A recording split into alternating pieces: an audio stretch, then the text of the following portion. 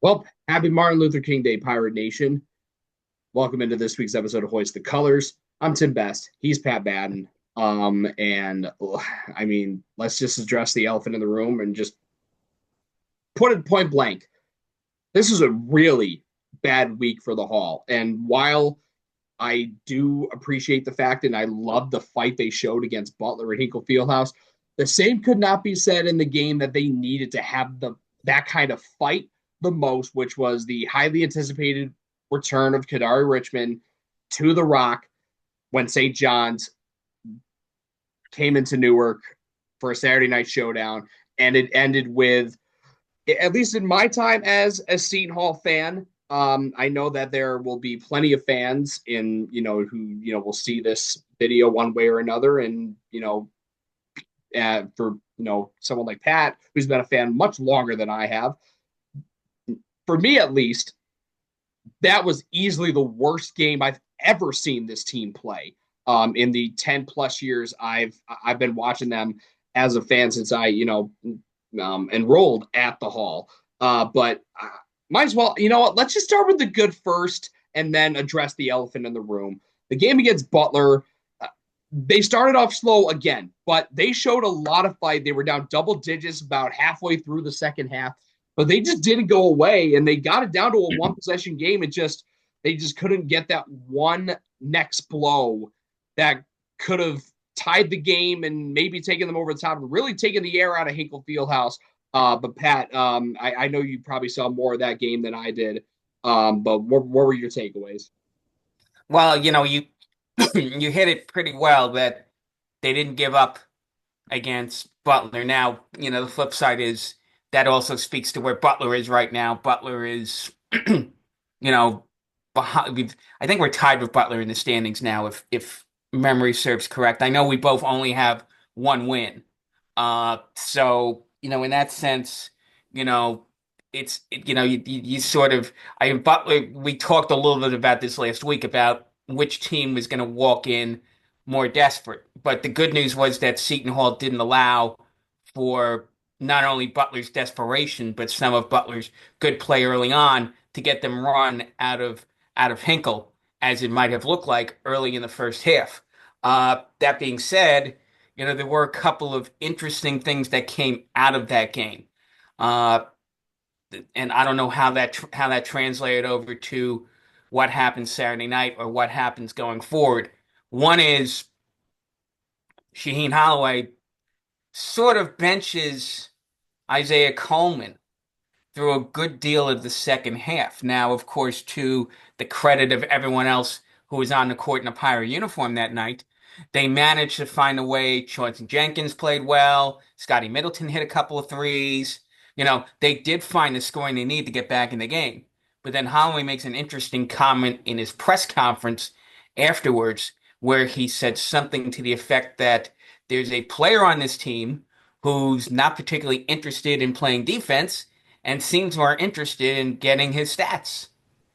And it's not hard to put two and two together and say, this is the guy who has been your leading scorer throughout for basically the last 6 weeks, who all of a sudden, in the middle of a tightly contested Big East game where you're trying to make a comeback and you need all the points you can get, this guy's sitting on your bench. So, you don't want to. I don't think a lot of people read too much into that night. Look. Let's just say this about Isaiah Coleman.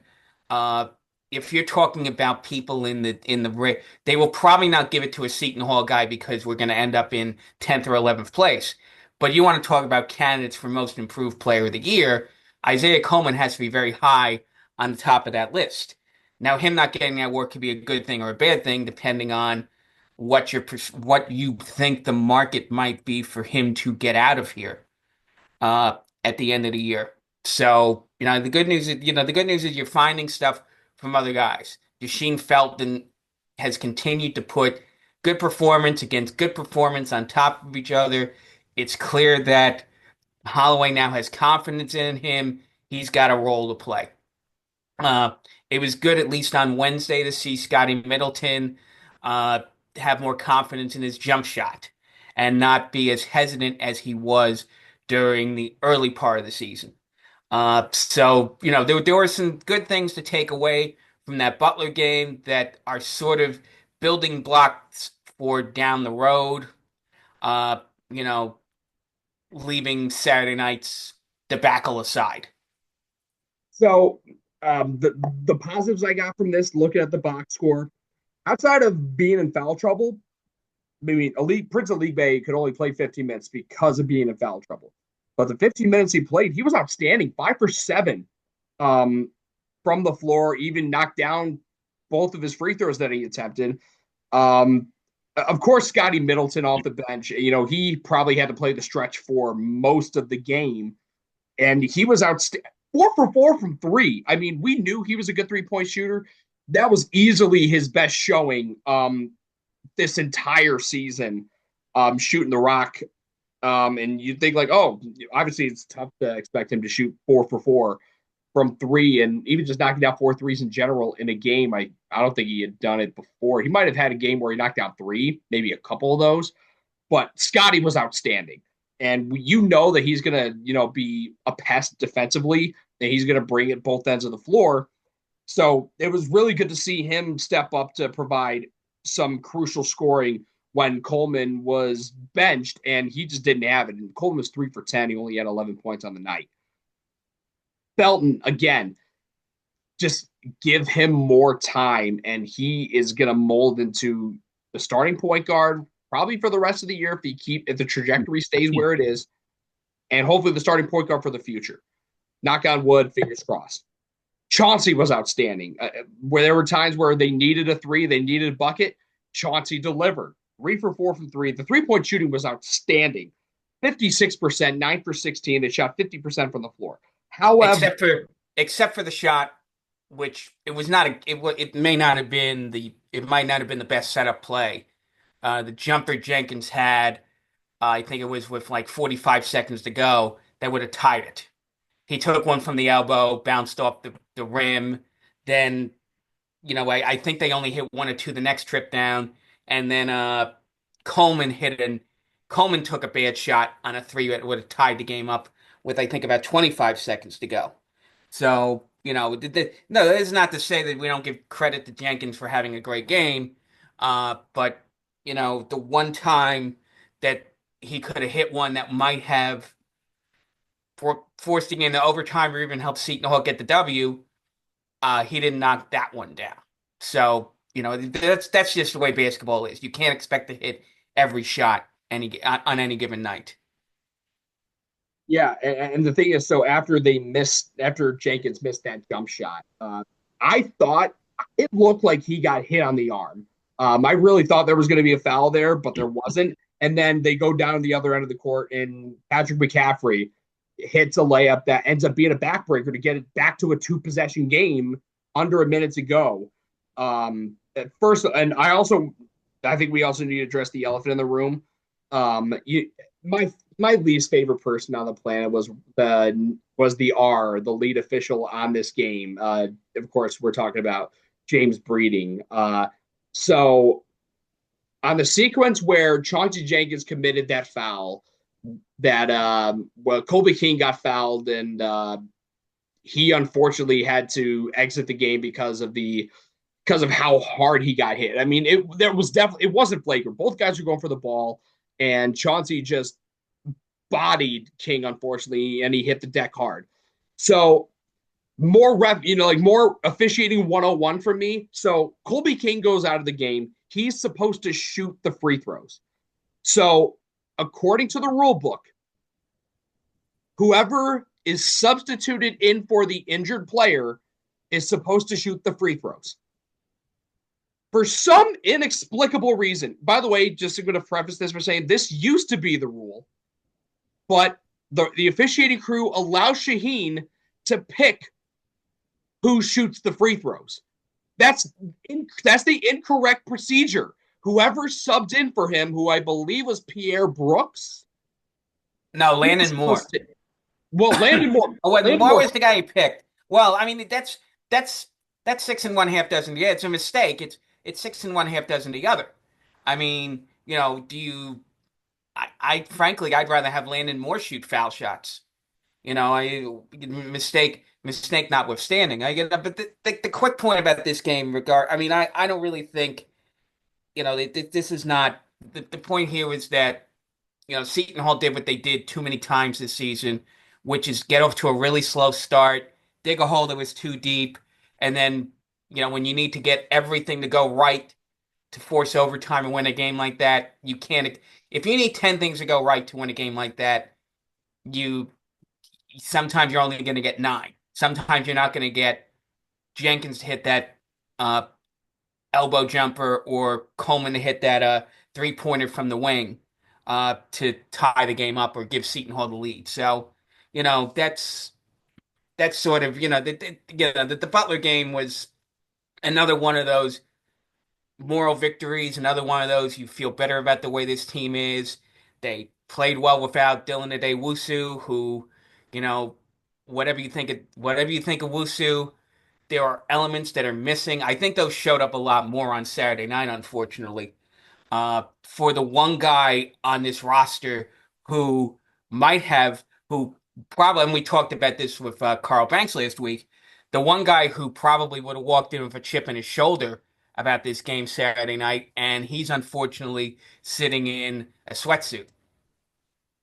Yeah, just the point I wanted to make was like, even though like we benefited from having the ability to choose who shot the free throws for the injured king, um, it was still the incorrect procedure. It just shows how incompetent James Breeding is, and I'm just gonna leave it at that because I'm just saying something that everybody knows at this point. So I'm just gonna stop wasting my breath. Moving on to Saturday night. Um, First of all, I want to compliment. I feel like the only good thing I could talk about with this game, okay, there's maybe like one and a half, but the one concrete good thing, those black jerseys were phenomenal. I mean, it was a surprise drop. Black jerseys with the script, which I believe is the first such jersey that we've seen since they brought back, the script lettering almost 10 years ago now, which is just absolutely insane to think about. But it looked really good with the black, and typically, look good, feel good, play good. Well, it was the complete opposite because St. John's came out, just they threw a big time haymaker, probably threw like five of them in the first half. Seton Hall never recovered, and it didn't help that in the first half. And when I was looking at this box score, 4 for 30 in the first half. I've never seen that. I mean, that is just painfully bad. Like, I mean, I was working a hockey game and I was only able to see what the score was at halftime by the time I got out of the building. But I looked at that and I almost puked. And for context, I haven't thrown up in nearly 20 years, people. I just had an inability to literally vomit. But it was pushed to the limit, seeing 4 for 30. Pat, you were in the building. Um, I mean, try to put some more context to this in terms of just how bad it actually was. I don't want to say that St. John's is a bad matchup for Seton Hall because that's adding an excuse to. It's one thing to be a bad matchup and to just, and to sort of lose by 10 or 15 points, but sort of keep things respectable, not look so ugly. And to be honest, a couple of the 3-pointers that didn't go down were, in and out. But the other side to that was, you know, and you and I exchanged a couple of texts about this yesterday. Uh, to sort of just let St. John's just pummel you and not even until it was too late, you know, do anything to counter back. Now, granted, one move that Holloway did in the middle of the first half that sort of stopped the bleeding a little bit was showed a little bit of his own action. Uh, he tried to press, and unfortunately, St. John's St. John's loves taking on the press because if St. John's does one thing well, it's attack you on transition. They love getting easy baskets. You throw R.J. Luis out there, you throw Devion Smith, you throw Aaron Scott, to a lesser extent, you got Simeon Wilcher. You've got some real good athletes on that team, and you give them an opportunity to go out in a fast break and forget about it. And then some of that showed up much later in the game when the result was in doubt. That St. John's turned the last 5 minutes of the game into a dunking contest. Uh, but unfortunately, that's just sort of the way. I don't know if that's because Rick Pitino's concerned about what the metrics look like. I don't know if he's trying to send a message. But whatever the story was, that you could just tell that you had one team that really, they play aggressively, they play hard, and they got another team like Seton Hall that just sort of sits back, looks to react to something, but unfortunately, by the time they reacted, it was way too late. Even early in the second half, there was a sequence where Garway Duel gets two steals and one was a layup, one was a dunk off of Kadary Richmond. Gets the score back to 16 with about, 17 minutes to go. You're not out of it entirely at that point. Unfortunately, whatever was going right for that like 30-second stretch never materialized the rest of the game. And then, it was what it was. So, I mean, I think that's just sort of, it's not only in part a statement to how well St. John's is playing right now, but it's also, of course, you put them against the Seton Hall team that's unfortunately, walking into that game a little bit deflated, a little bit down in themselves.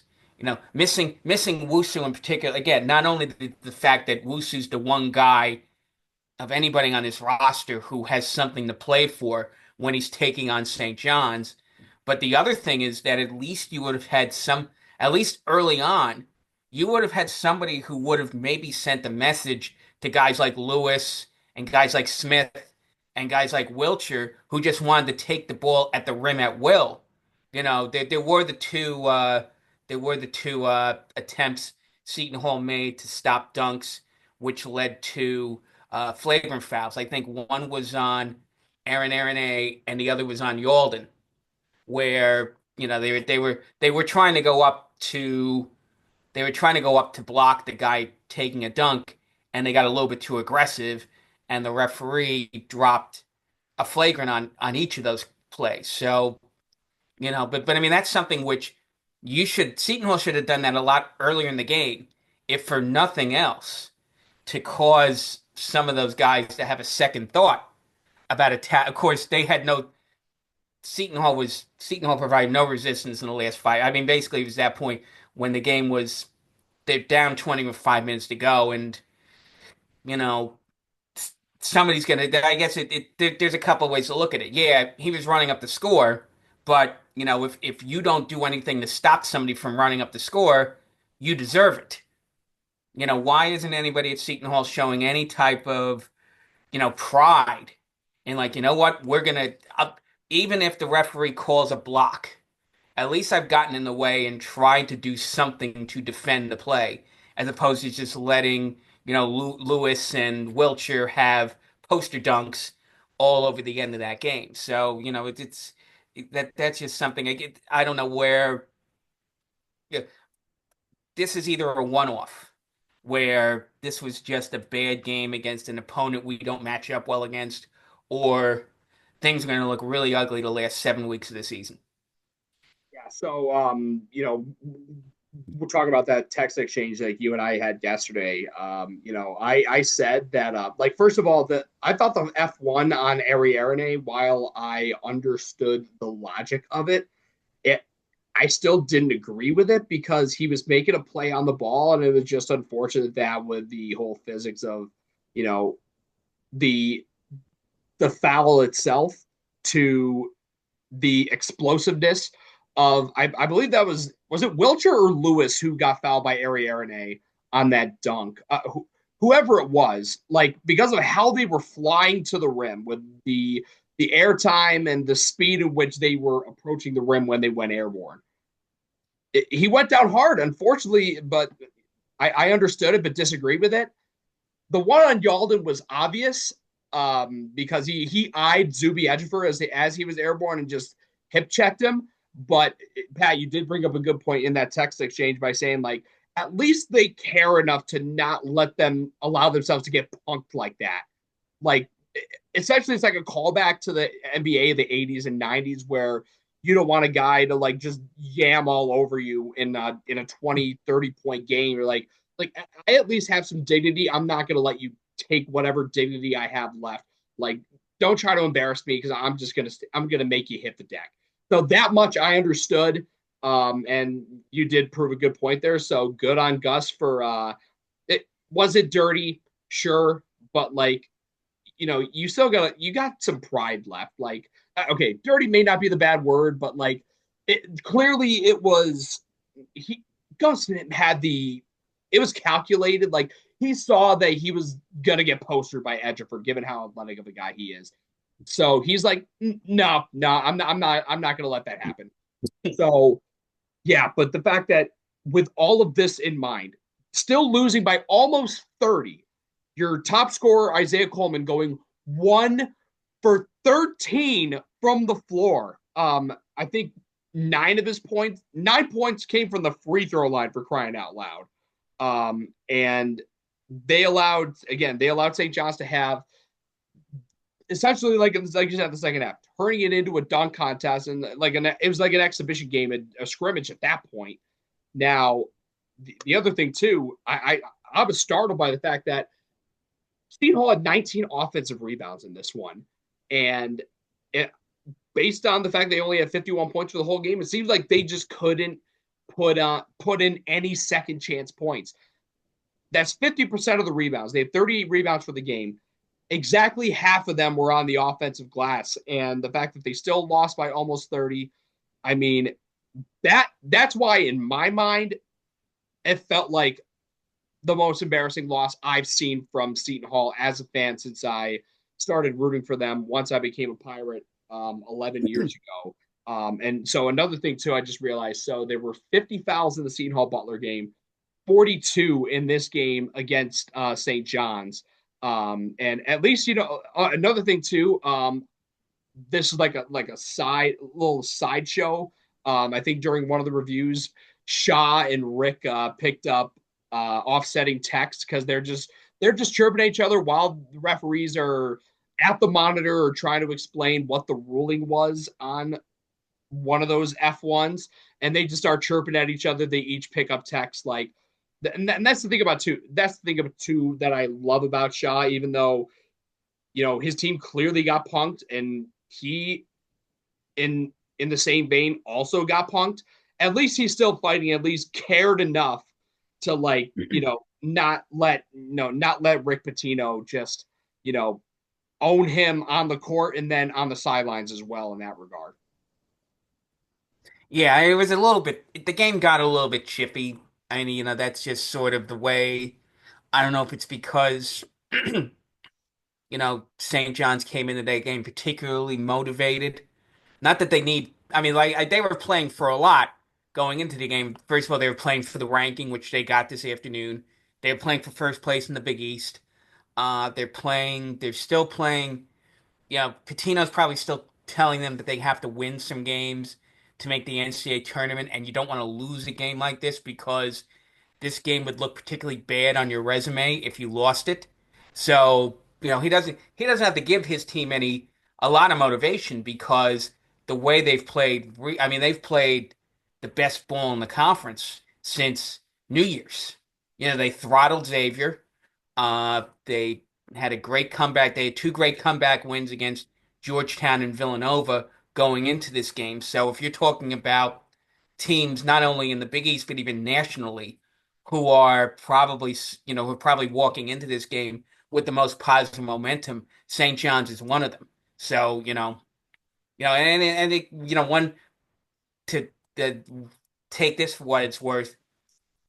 Pitino has a lot of guys who are back on their second year. We mentioned Lewis. We mentioned Ejiofor. We mentioned Wilcher. Those are three very important guys in that rotation who are in their second year playing for Rick Pitino.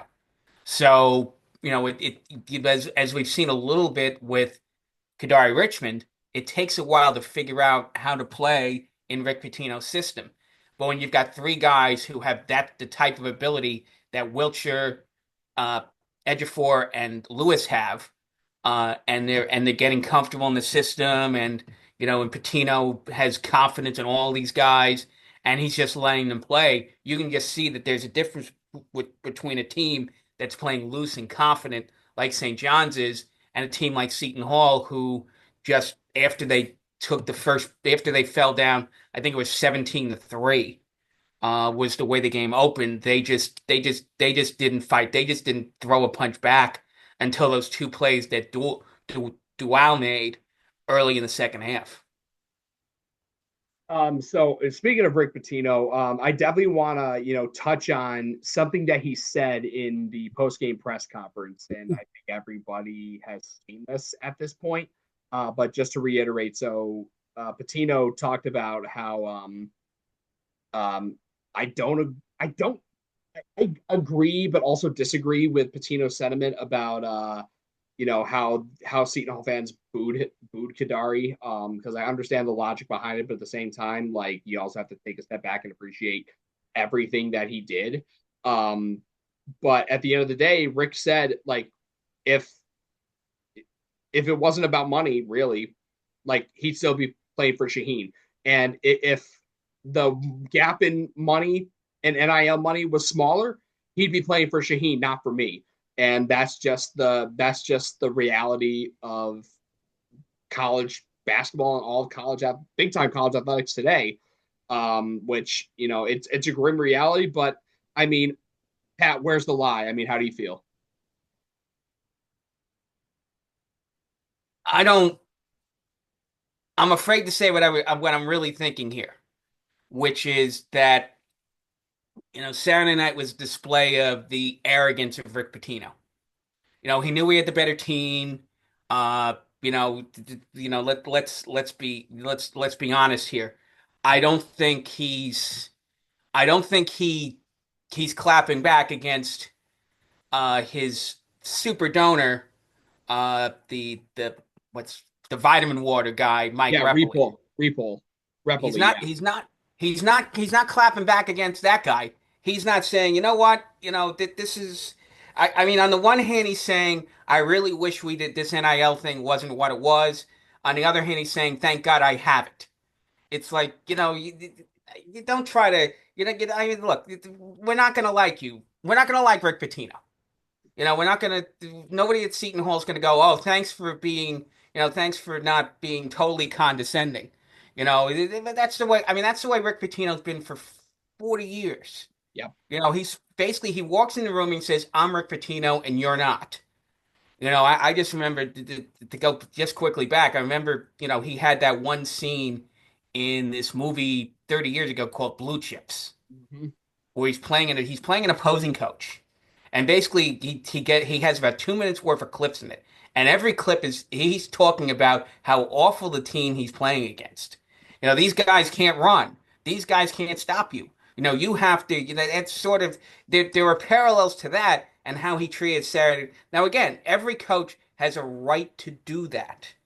If for whatever reason you feel the need to win a game by 30 points, go right ahead. Of course, the flip side to that is then you sort of look back at when we whacked them at the Rock about this same time last January when we Yeah. took the 25-point lead on St. John's. And to a certain extent, we took our foot off the gas and only won that game by 15. Because that's just the way college basketball used to be. Now you're worried about your analytics. Now you're worried about making sure guys get their points. Like how would have it hurt Lewis's average if instead of scoring, I think he scored 24 points, he scores 14. It's only affecting him a couple of tenths of a point per game.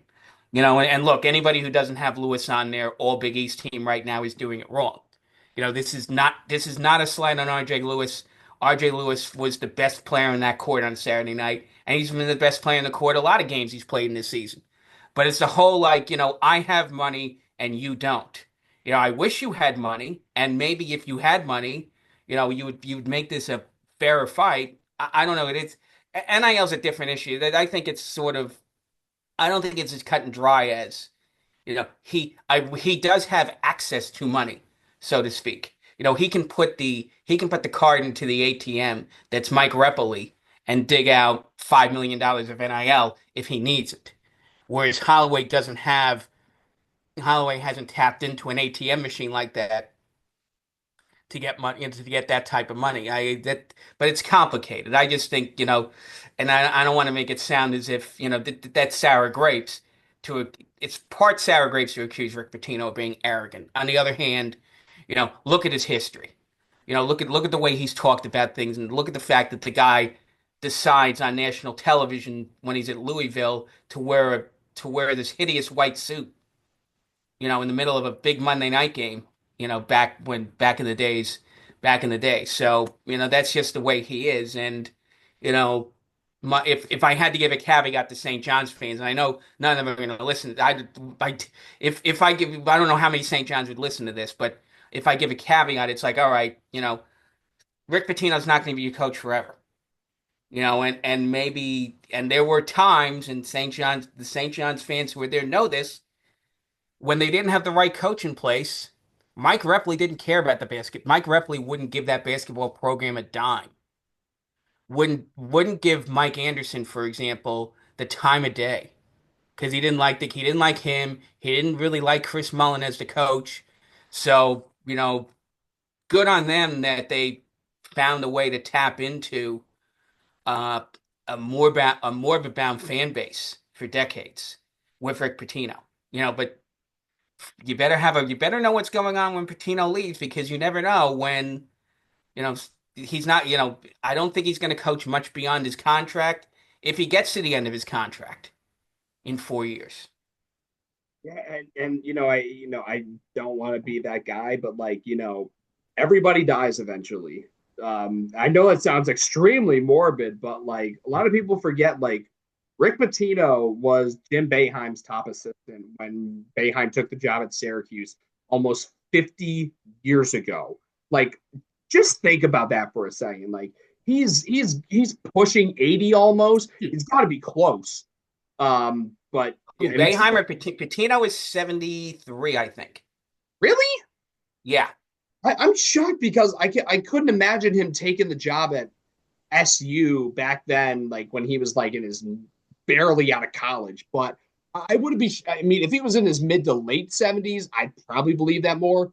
But I feel like we're going on a bit of a sidetrack. But I do agree with you. Like Rick, he has been, you know, arrogant, and flamboyant to the extent of like you can be flamboyant while still being tolerable, but there are some things when you're arrogant that are just intolerable, and I feel like he's done that more often than not.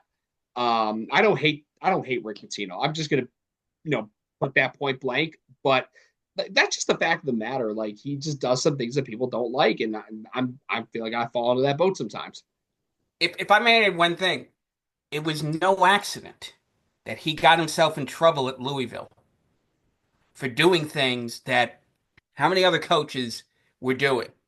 And it just so happened he was the one who got the program, they had to give up a national championship. They had to forfeit like three seasons of wins, and then ultimately the NCAA dropped the big investigation down that caused Pitino to have to resign as Louisville coach. It was no accident that he ticked off enough people in his decades of having the attitude that he's had about, that I'm Rick Pitino and you're not. And it's sort of like, well, guess what? You're not bigger than the game. You may think you're bigger. You may walk around with two championship rings. He probably, he's not going to accept the fact that Louisville had to vacate the title in 2013. He walks around with the two championship rings, walks around with all these people you know, who basically, if he stops, they run into his backside because he's got all of it. He's got a whole bunch of hangers on who hang on every word he says. And that's just the way. And you saw that personified, for better or for worse, in what happened on Saturday night. Not only the way the game turned out, but then his comment about, well, if Holloway had NIL, that's sort of that's just the Nate. I don't know. He loved. I think he doesn't want to. On the one hand, he doesn't want to brag about having NIL. On the other hand, he wants to brag about having NIL. Which is fine. That's just the way Rick Pitino is, and that's why St. John's fans adore not only the fact that they're winning, but the fact that that he doesn't mind sticking his neck. He doesn't mind sticking his face out and saying, I'm the king of college basketball. Somebody tell me otherwise. Essentially, you could I don't know if for those of you who have ever watched the Chappelle Show, there's a sketch where they reparation payments are starting to be made, and there's this one woman outside a store in New York City, and she's like, "Hide the money, all there's poor people around," with your broke ass. And that's essentially what that. Essentially, that's what Patino said, more or less. And then another thing too, I don't know how to feel about him saying, like, if they were in Kadary's shoes, they would have done the same exact thing. Like, I would have not really, because what Dre Davis did, he went somewhere that wasn't conflicting. He went to Ole Miss. Like, we don't play Ole Miss. Like, and they're not in the Big East. Like, that's why when Dre left, we were like, congrats, Dre, get that bag. Thank you for everything. Like, while again, thanks, Kadary, he did great things for Seton Hall for 3 years and helped lead the team to an NIT championship. He still went to a rival in the conference, arguably Seton Hall's biggest Big East rival across the river. Like, that's where we draw the line. And like, it's not as black and white as Pitino thinks he is. And I feel like he thinks that Seton Hall fans and a lot of people in general, I think he thinks that we're stupid enough to like think that it really is black and white, that black and white, but it's not. So I think that's probably the best place to leave it at. Now, as for this week, tomorrow night they get Marquette at home on Peacock, and then they go to Creighton, who just beat UConn in Gamble, controversially because of James Breeding's ineptitude again. But which I talked about on Twitter, but I'll if you find that for yourself, I'm not going to rehash it because I'm gonna. You need to set up a James Breeder. What did James Breeding do wrong? Burner account. You know what? That's actually you need to set that up. You probably have 1,000 followers in a week. Don't encourage me.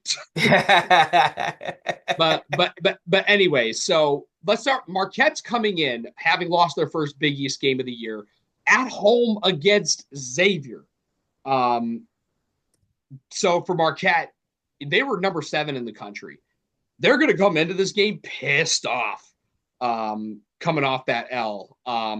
But Pat, I know that we were talking about this before the show. You kind of see things differently, whereas I'm like, oh God, we got to play an angry Marquette team with something to play for, and like they need someone to take their anger out on, and Seton Hall's right in the way. You see it differently. Yeah, I think that unfortunately, the well-oiled machine that is Shaka Smart Marquette is starting to have some of the gears grinding a little bit. They were rumbling. They've been rumbling. People who follow Marquette, some of their fans who follow it very closely, have been rumbling about issues with getting bench support.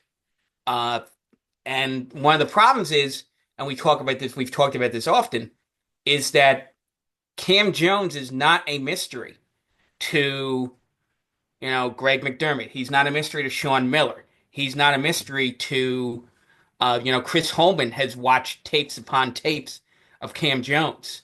So everyone in the Big East knows knows what the book is on Cam Jones, knows how to force him to take lower percentage shots than, let's say, he'd be allowed to take when he's playing a team like Wisconsin or a team like Maryland or somebody that doesn't follow as much tape and game plan around Cam Jones. So then the problem is when Jones doesn't do the scoring, somebody else has to step up. Now, in some of the games in the Big East, Chase Ross who was basically their sixth or seventh man last season, but has had to took more of a role because he's taken sort of not necessarily his spot in the lineup, but he's taken a lot of Tyler Kolek's minutes. Chase Ross has stepped up at times. David Joplin's a guy who can put up, 20, 25 points in any given game. But again, who they have after that? You know, Ben Gold has not necessarily developed into what everyone thought Ben Gold, their 6'11 center, was going to become in terms of being a very dangerous threat on the outside. He just doesn't get the ball in good spots enough uh to be the type of guy. He doesn't have that ability to get his own shot off the way an Eric Dixon does for Villanova. Uh and then their bench has been at times non-existent. They're expecting a lot of guys like Zaid Lowry and Trey Norman.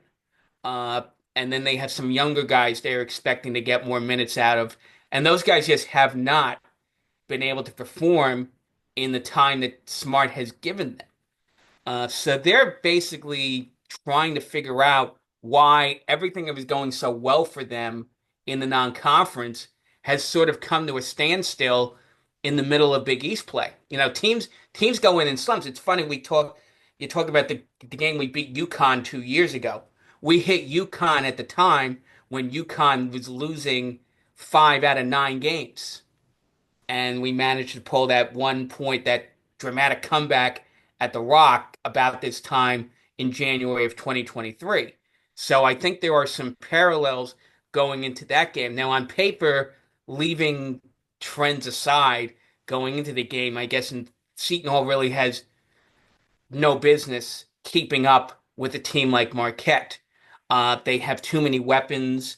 Uh, they have too many weapons. They're very good at uh, turning you over. And, Seton Hall unfortunately doesn't protect the ball well enough to not let deflections and steals be a factor on paper in a game like this. So, if you're right and Shaka Smart has, basically scared them to death about, stop, don't play complacent in any game, and you better take this seriously or else we're not going to get anywhere in March. They're going to come out and probably beat us up pretty badly. On the other hand, if they if Smart's gone to the well and there's nothing left, who knows what happens tomorrow night? Maybe there's a repeat. Maybe there's a repeat of what happened when they went out to DePaul last Tuesday, and maybe, if you get a break, if you get the break or two that DePaul didn't get in the last couple of minutes of that game, Marquette walks out of the Rock with a loss tomorrow night. Who knows? I mean, that's sort of a different story. I don't know if we want Mark Creighton.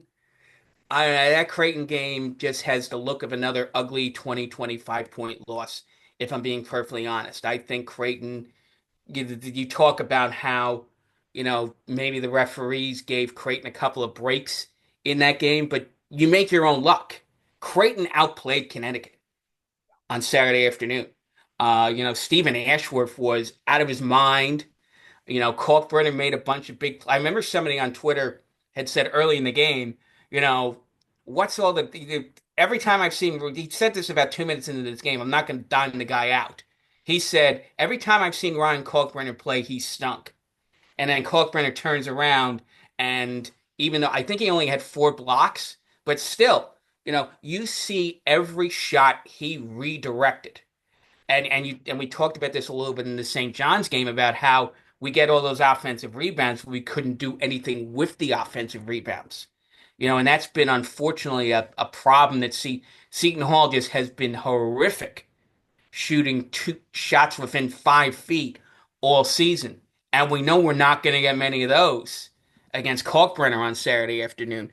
So, in terms of games I predict are going to be uglier than other games, Creighton's a much uglier matchup right now than Marquette is.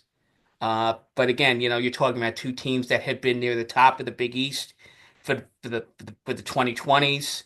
I wouldn't be surprised if somewhere down the line, if Creighton continues their momentum, they end up back in the poll sometime in February because I think that it's taken them a while to find a groove. They lost Pop Isaacs, who was supposed to be their, supposed to be their sort of, who was supposed to be a big factor in improving their offense. He goes down in the middle of December, but now they have figured things out. Jemiah Neal went off on Saturday afternoon. He had Yeah. gone off a few weeks earlier in a game against Villanova.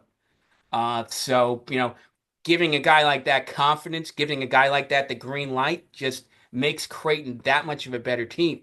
So, I mean, this sort of is, again, you're looking at moral victory. I mean, honestly, if you're thinking about Seton Hall the rest of the season, besides let's play the game at the Paul, maybe when Butler comes in the middle of February, maybe when Providence comes in next week, you can count in your hand the number of games that you think Seton Hall has a realistic chance to win. So now what you got to look forward to is how is Holloway using the younger guys? Is Felton continuing to get minutes and continue to get run at the starting point guard spot? Is God's will Aaron Aronay going to build off what was a halfway decent performance on Saturday night? 5.6 rebounds against a team and helped Seton Hall get close the gap. They were way behind in the rebounding gap in the first half of that game, and I think they only lost the rebounding battle by what, one or two. I think when push Oh, came to shove. I thought it was like 45-38. All right. Well, no, it was 45. I thought it was closer than that. I know, but you talk about the 15 offensive rebounds. A bunch of them are guys will Aaron Aronay. Yeah. So does Aaron Aronay establish? Of course, Godswell also has to stay out of foul trouble, unfortunately, like a lot of younger centers do.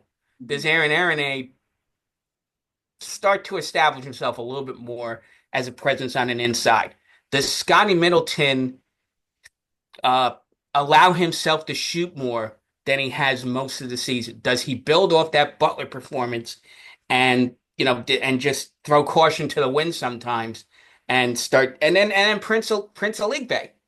You know, here's a guy who his stat sheet is ugly.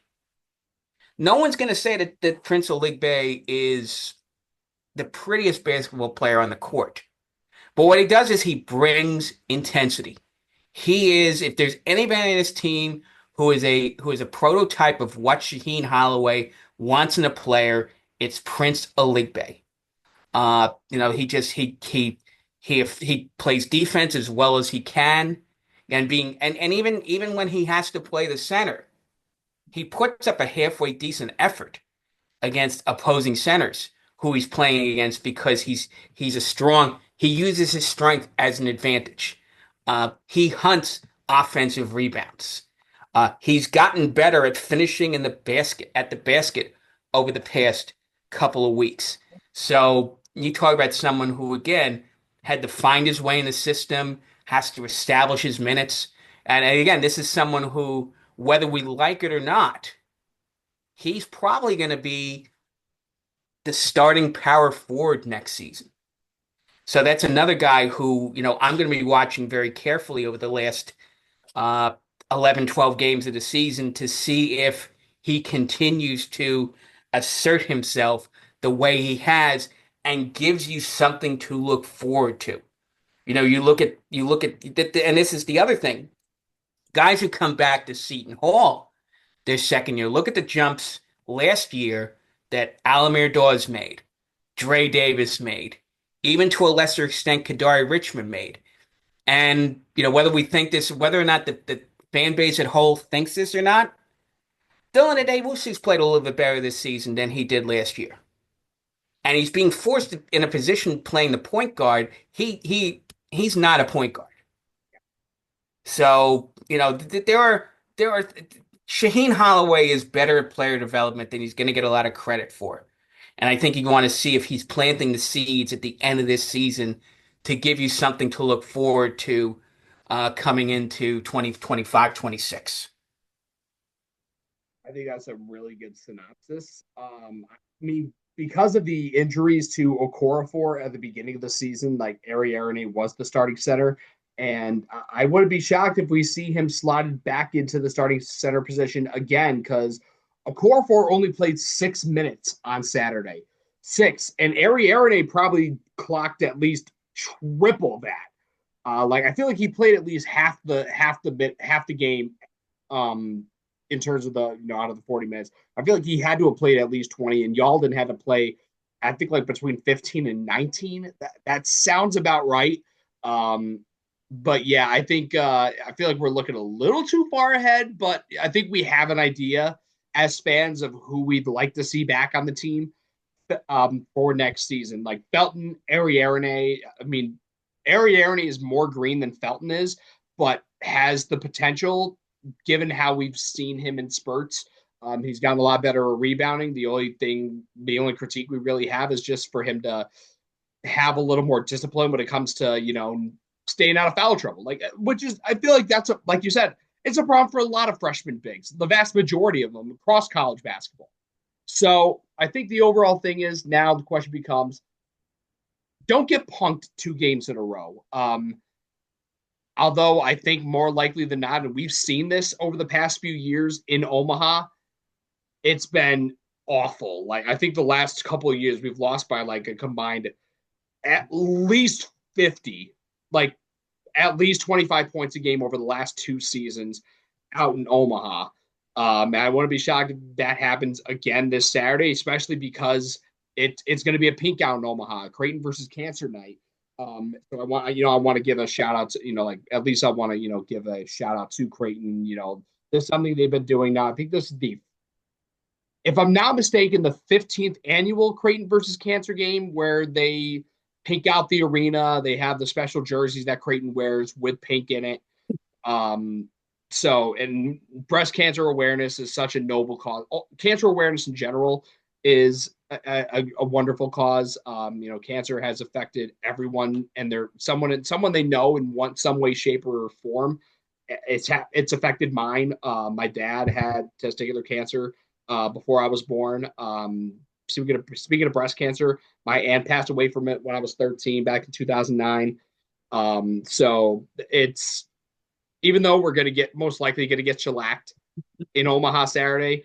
There at the end of the day, like this is bigger than basketball, and the fact that Seton Hall will be playing in this game for for breast cancer awareness and for a good cause. I can't knock it. I can't hate it. And the thing is against Marquette, in order to get the upset, essentially you got to take the playbook from the Xavier game where they really locked Cam Jones down and let somebody else beat him. Cam only had 11 points. David Joplin had 18 to lead the way for the Golden Eagles on Saturday. And it didn't help that they were like 3 for 7 from the free throw line. They were horrible shooting the rock. Seemed like it was like the game they played against NC State in the tournament last year where they could not hit water if they fell out of a boat. So I wouldn't try banking on that because we know how good Marquette is on offense and how well they can turn the ball over and get in transition and score easy points, very much like St. John's. So it could very well go that way of the St. John's game, but I feel like something's got to give. They can't let themselves get embarrassed at home like that 2 games in a row. Marquette is, at least by record, they're the better team, but yeah, Seton Hall, just my goal, if you're Seton Hall, obviously you want to win both games. Like Carl said last week, like you go out there to try to win the game, period. So the goals should be go out there and win the game, but I think internally, like go out there and just don't get embarrassed like you did. Like I wouldn't wish that feeling of embarrassment like they felt Saturday on any one of those guys. And I hope they felt embarrassed. Yeah, absolutely. I If they mean, don't, that's sort of. I think Holloway has hinted at that at various times. He doesn't want to go all the way to say this because he's trying to. He doesn't want to lose his locker room if he still. I think he still has enough guys who are still interested But on the other hand, if you did what you can't throw your team under the bus for two reasons. One is you don't want to just have people quit, or you want to have more people quit than might have quit already. Second thing you don't want is you don't want players who might think about coming to Seton Hall not want to play for a coach who doesn't have their back. I mean, this is sort of the way the game has changed over when I started watching. If Bobby Knight had seen what happened on Saturday night, he would have cursed.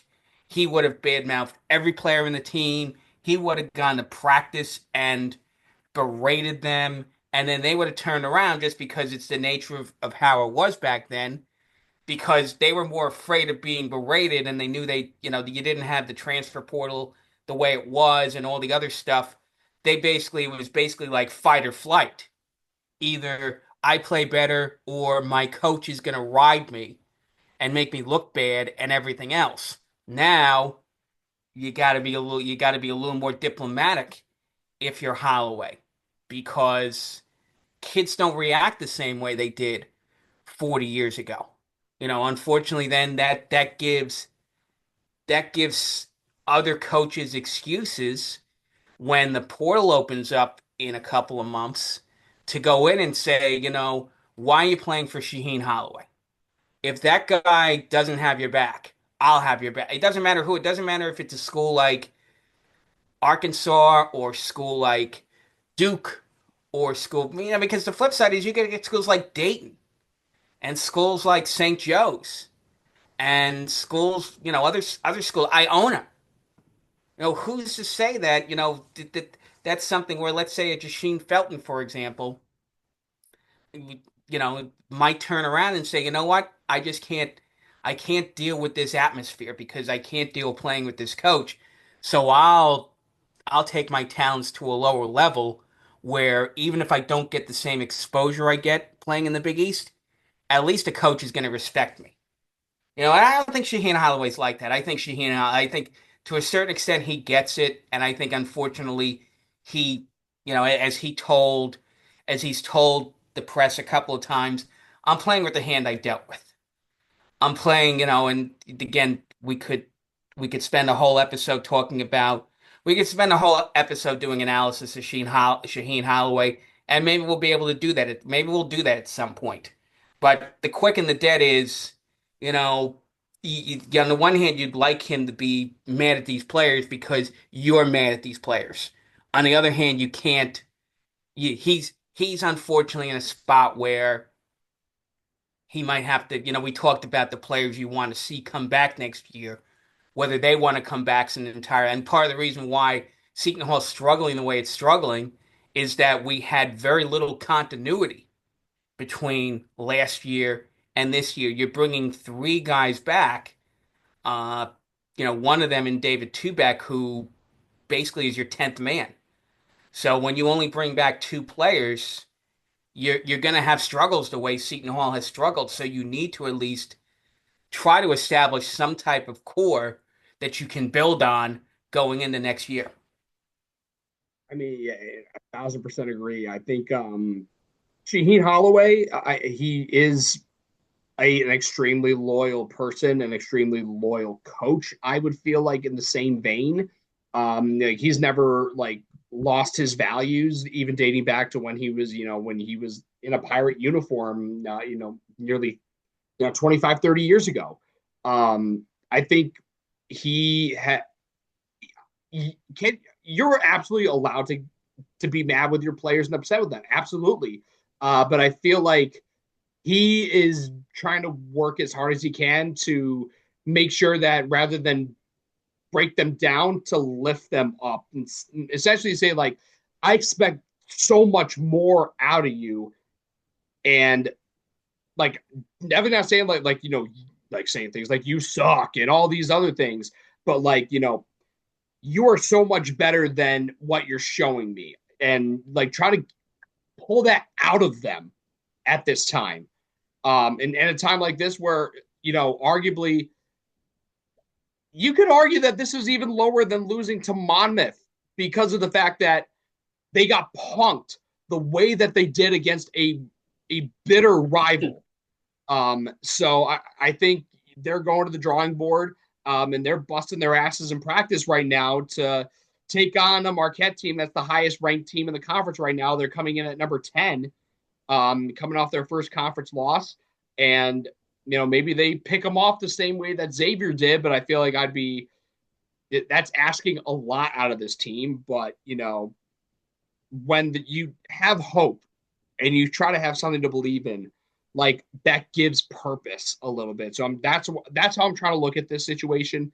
Going into tomorrow night, I'm trying to have a little hope that they'll be a lot better, and hopefully, like, they can't go any lower and play any worse than they did in conference play Saturday night. So, trying to think of it from a optimistic standpoint, glass is half full, not half empty. Well, in this case, like, you can't get any worse than here, so the only way to go is up. So I think that's that's my way of trying to see things. I feel like, and I hope that all of you listening out there in Pirate Land will feel the same way. And I guess also, not to, I definitely want to give another, even though Sunday was ugly for the women's squad, where UConn beat them by like 60 at Gamble, they still won at Marquette for the first time in program history, which is just bonkers for me to think about, considering that, they've been in the same conference now for 2 decades, and this is the first time they've ever won at the Al. And I watched that game because that was right after the men on FS1. Jada Eads was unreal in that game, and Faith Masonis made the plays that she made. She did another circus shot over her head again, like against Villanova. So I definitely, I want, during these tough times, at least we got the women's team who are doing really well. I think they're third in the conference right now, behind only, guess who? UConn and Creighton, the top two teams like that, like it's been for the last 3 or 4 years. So shout out to Coach B. Bat signals out for you now. I know they got a bye week coming up, so maybe we'll try to Big get a game bonus episode with Saturday. Coach B. That's Big right. game Saturday. I will be in Walsh for that game. Oh, okay, I okay. am skipping. I'm not watching the Creighton. I'm not watching the men play Creighton because I'll be in Walsh on Saturday afternoon watching the women take on St. John's. And that, did they, I don't know exactly how, it's a little bit early to look at bracketology, but they are 64 in the net, which means that if they can pick off a bunch of the teams in the Big East they're supposed to beat, and that includes St. John's. St. John's they're not a horrible team themselves either. So that's one you gotta be, it's, as to reference last week, you gotta beat the teams in your class. You can't expect to beat UConn and Creighton, but you've got to beat St. John's, you got to beat Villanova, you got to beat Marquette, you got to beat Georgetown, and you got to beat those teams. You end up going 14. They only play 18 games. So if you go 13-5 or 12-6, you put yourself in a position where the committee has to have a reason not to put you in the field. So that's a game which you just continue to stack up wins against the teams that are in your weight class. Finish a solid third place in the Big East, and then dare the committee not to put you in the field, particularly with the star power Seton Hall is going to bring to the field. Not only Masonis, as you referenced, Jada Eads, but the rest of them. I mean, that they are probably. I mean, I guess the one reason I think Connecticut waxed them yesterday afternoon was that the Masonis shot against Villanova put a target on our back. When a player gets, look, everyone in women's college basketball took notice of Seton Hall, the way they won that game against Villanova. It made, what was it like? It was in the Sports Center top 10, and that means something to people who watch basketball. That means something. So that's something which, Gino Auriemma, Hall of Famer that he is, probably was playing loops of those plays over and over again and said, these girls are a threat to take your spot. So don't give them an inch in that game yesterday. And the result was what the result was. I mean, you expect to lose to UConn. If they're playing out of their minds, that's the type of result you're going to get. But you got 5 days to shake it off, and hopefully Saturday you see the Pirates. You've seen the ladies, the women's team play the way that they've played most of this season. Yeah, I mean, it also, I mean, I think there was also the motivation, Jada Eads, they like make the case for freshman of the year in the conference and then going up against Sarah Strong. Strong has an insane outing to try to put that argument to bed. But yeah, also, to conclude the episode, even though the men's team, like I said, like they've, been a bit of a letdown lately. As you know, tonight, to shift things away from the hardwood over to the gridiron. Those of you who do know, I'm a Notre Dame football fan, and tonight they're playing for the CFP National Championship against Ryan Day and Ohio State. Honestly, I don't think I've the only championship of any team that I've rooted for like my whole life that I remember was the Yankees win the World Series, and I was like 13. Other than that, I've had none of my teams win a championship, win a national/world championship. So hopefully tonight's the night where Notre Dame wins their first title since Lou Holtz was the coach back in 1988. And then I'm a Bills fan too, so hopefully they can win despite playing 11 on 16 Sunday in Kansas City. There's 7 reps, Tim. Sorry, 11 on 18. There we go. But yeah, I'm hoping that maybe my football teams will give me something over the next couple of weeks, starting tonight. But we'll see. That's gonna do it for this episode of Hoist the Colors. For Pat Madden, I'm Tim Best. Thanks for tuning in. Until next time, onward to Tonia.